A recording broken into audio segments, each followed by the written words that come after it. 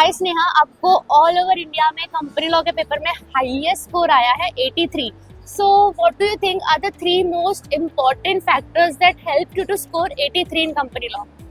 So I think that the three things which helped me in scoring the top marks in C law all over India was consistency, hard work, most probably, and the conceptual clarity I gained during the lectures, which was the most important. I think.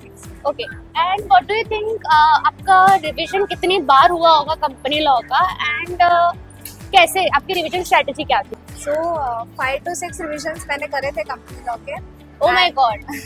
Yes and revision strategy तो ऐसे रहती थी कि जो हमारे sir थे शुभम अपर sir unique academy से, Okay.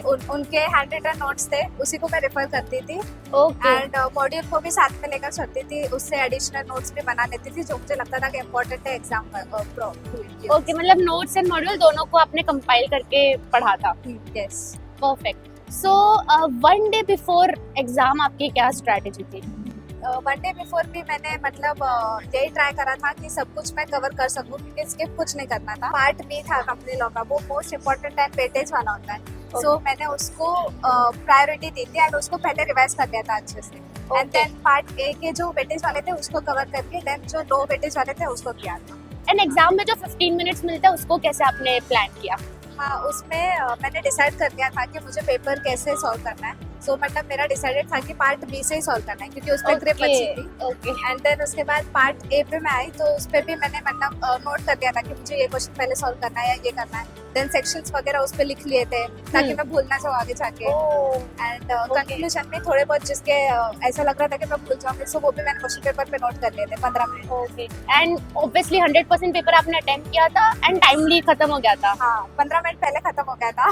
Okay. And फिर उसको रीचेकिंग भी मैंने कर लिया था सारा. वाओ. सो जो व्यूअर्स हमें देख रहे हैं उन्हें कुछ लास्ट टिप या एडवाइस फॉर कंपनी लॉ? हाँ, मतलब कंपनी लॉ में प्रोविजंस तो लर्निंग इम्पोर्टेंट है ही, लेकिन उससे भी ज़्यादा केस स्टडी जो क्वेश्चंस हैं वो हमारे एग्जाम में आते हैं. सो उसके लिए जो प्रोविजन बेस्ड एप्लीकेशन है वो हमें आना चाहिए. प्रोविजन पढ़ लिया देन उसके बाद उससे रिलेटेड जो क्वेश्चंस है वो हमें सॉल्व कर देना है, ताकि एग्जाम में फिर जो केस स्टडी है वो नई नई ना लगे और एप्लीकेशन हमें आ जाए. Okay. So conceptual clarity plus practical application दोनों Yes. होना चाहिए. हाँ. ओके. Thank you Sneha.